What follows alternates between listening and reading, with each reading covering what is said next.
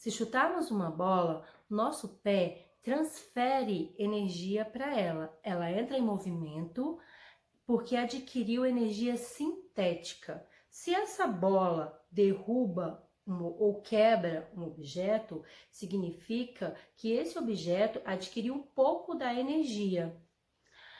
Neste exemplo, a energia e a matéria foram deslocadas juntas. Será possível deslocar a energia sem que a matéria seja deslocada?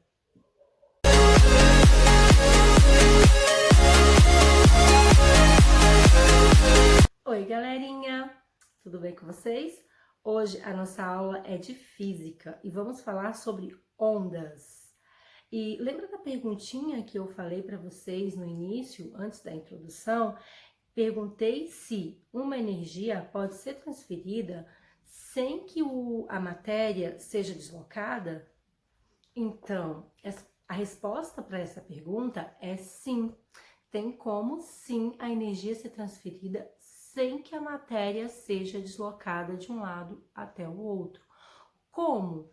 Por meio das ondas, tá? Por meio das ondas, isso é possível. E é isso que vamos estudar nesta aula, tá? Vamos falar um pouquinho sobre as ondas e suas características. Vamos falar agora sobre movimentos ondulatórios. Imagine se eu pegar uma bacia com água, colocar dentro de um quarto onde não haja a interferência de ventos, tá? A água está em repouso, eu pego um contra-gotas e pingo um pinguinho de água bem no centro da bacia. O que vai acontecer? Vai se formar círculos um dentro do outro, e esses círculos eles vão se deslocar do centro para as laterais. Essa água do contra-gotas, quando cai na água da bacia, ela causa uma perturbação, promovendo um deslocamento de um pulso de ondas. Embora a água se mova do centro, as ondas se movam do centro para as laterais, a água ela oscila apenas de forma vertical e nunca na horizontal. Imagine se tivesse uma folha sobre a água. Quando as ondas se movimentassem, a folha ia fazer um movimento de cima para baixo. Apenas isso aqui, ó, ia parar no mesmo lugar. Ela não ia se deslocar sentido as laterais da bacia. Ela só ia fazer o movimento de cima para baixo. Esse movimento assim, ó, ia parar no mesmo lugar. Porque a energia, ela foi transferida sem que o objeto fosse deslocado. Esse é um exemplo para a pergunta que eu fiz no início do vídeo, tá? De acordo com a natureza das ondas, elas podem ser classificadas de duas formas: ondas mecânicas e ondas eletromagnéticas. As ondas mecânicas são aquelas que necessitam de uma matéria para se deslocar. Exemplo, o som, ele necessita do ar, de sólido ou líquido para se propagar. As ondas do mar, ela se propaga, ela necessita da superfície da água para se propagar. Essas são as ondas mecânicas. As ondas eletromagnéticas, elas não necessitam de uma matéria para se deslocar. Exemplo, a luz, as ondas do rádio, dos micro-ondas, raio-x. Essas não precisam de uma matéria para se locomover. Se locomove por meio do vácuo. Então, essas são as ondas eletromagnéticas. Propagação e oscilações das ondas. Essas podem ser classificadas em ondas longitudinais e ondas transversais. As ondas transversais, imagine você pegar uma mola e fazer movimentos assim, ó, balançar ela para que ela se mova dessa forma assim, ó. Propagação, tá? Essa imagem aí que eu vou colocar aqui agora, ela é um exemplo de ondas transversais. Olha aí, um exemplo na tela. Já as ondas longitudinais, imagine uma mola e você fazer compressão para frente, apertar e puxar essa mola. Então, esse movimento que a mola vai fazer, ele possui direção de vibração coincidente à direção de propagação. É diferente da outra onda, das ondas transversais. Esse movimento aí, ó, da figura que eu coloquei aí na tela, dá uma observada aí para vocês verem. Esse movimento, igual da figura.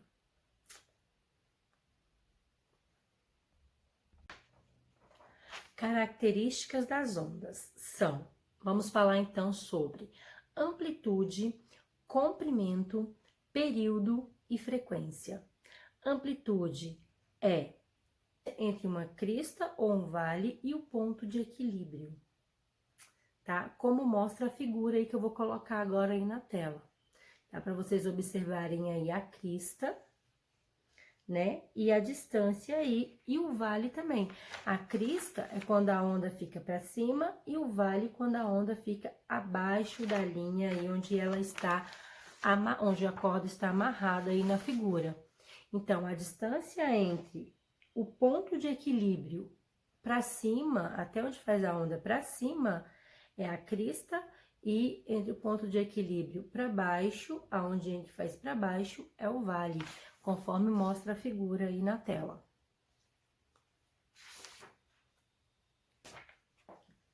Por fim, podemos fazer a contagem de quantas oscilações ocorrem em determinada unidade de tempo. Isso nos dá a informação da frequência, tá? Então, essa é a frequência. Uma coisinha importante é que o comprimento de uma onda e a frequência são grandezas inversamente proporcionais. Isso significa que quanto maior a onda, menor a frequência. Isso é muito importante a gente lembrar. Como se produz o som? Exemplo, quando ouvimos uma pessoa falando, perturbações se deslocam no ar, desde a pessoa que está falando, do locutor, até as nossas orelhas. A cada vibração, o ar próximo ao alto-falante é comprimido e expandido. A sequência de compressões e refrações sucessivas ao ar se propaga em todas as direções na forma de uma onda longitudinal. Perceba que para se propagar, o som necessita de um meio material. Assim, o som é classificado como uma onda mecânica. Muitas vezes, notamos o barulho de uma explosão de tiros no espaço em filmes cinematográficos. Esses sons, na verdade, não podem ser escutados no cosmos, pois as ondas sonoras não se propagam no vácuo. A velocidade do som.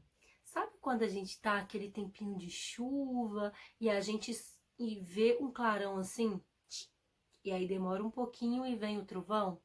Por que vem primeiro o relâmpago e depois o trovão? Vou dar um tempinho aí para vocês pensarem. Isso acontece porque a velocidade da luz é muito maior do que a velocidade do som. Então, a luz, ela se propaga mais rápido e o som mais devagarinho. Por isso que a gente vê primeiro o relâmpago e depois o trovão.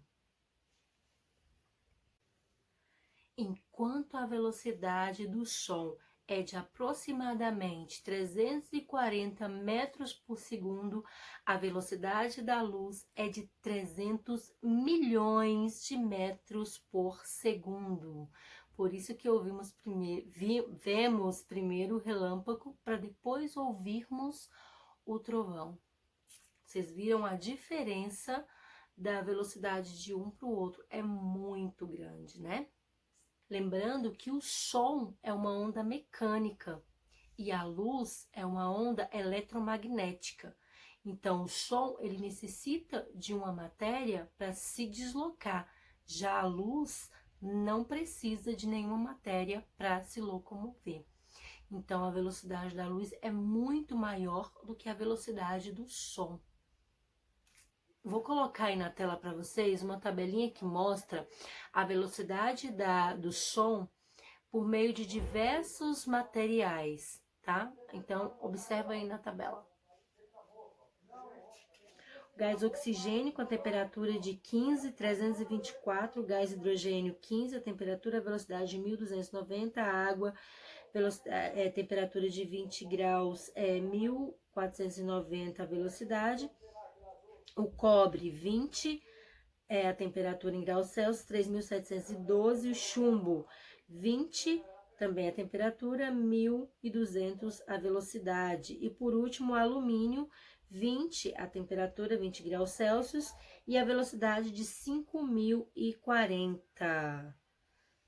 Então, essa é a tabela aí. Então, galerinha, hoje a nossa aula falou do som e falou das ondas e falamos um pouquinho do som, né?